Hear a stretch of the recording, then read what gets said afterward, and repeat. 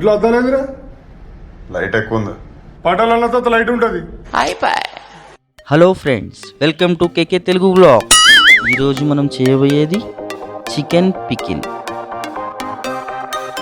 చికెన్ని క్లీన్గా కడుక్కొని మొత్తం వాటర్ డ్రై అయ్యే వరకు మనం నాన్ స్టిక్ ప్యాన్ మీద ఫ్రై చేస్తూ ఉండాలి. కొంచెం సాల్ట్ వేస్తాము, అలాగే పసుపు, కొద్దిగా రెడ్ చిల్లీ పౌడర్ వేసి కలుపుకుందాం. అవి కొంచెం ముక్కలకి పడతాయి. ఇది ఇక్కడ ఫ్రై అవుతుంది కదా, కొంచెం వాటర్ అంతా బయటకు వచ్చేస్తుంది. అదంతా అయిపోయినగానే ఇంకో కడాయిలో ఆయిల్ వేసుకొని హీట్ చేసుకుందాము.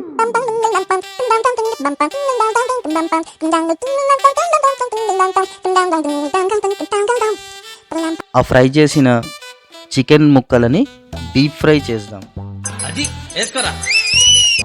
యువర్ టాలెంటెడ్ గాయ్, ఫోకస్ చేయరా.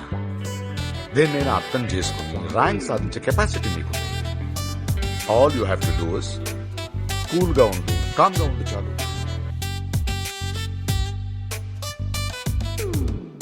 కొంచెం రెడ్గా వచ్చే వరకు డీప్ ఫ్రై చేద్దాము. చూడటానికి మొత్తం సూపర్గా ఉంది కదా.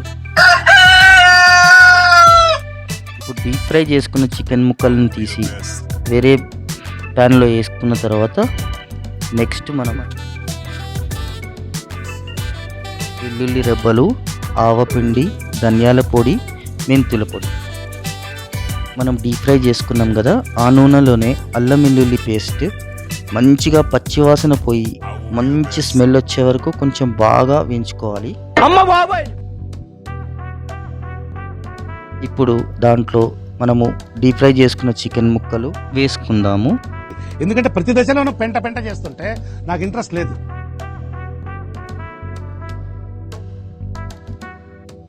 ఇందాక చూపించిన వెల్లుల్లి రెబ్బలు, ధనియాల పొడి అన్నీ దాంట్లో వేసుకొని సాల్ట్ వేద్దాము.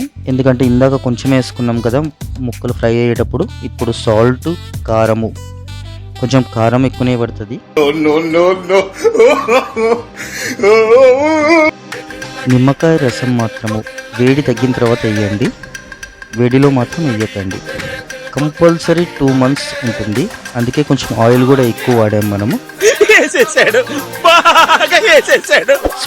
స్పైసీ చికెన్ పచ్చడి ready. Please like and subscribe our channel.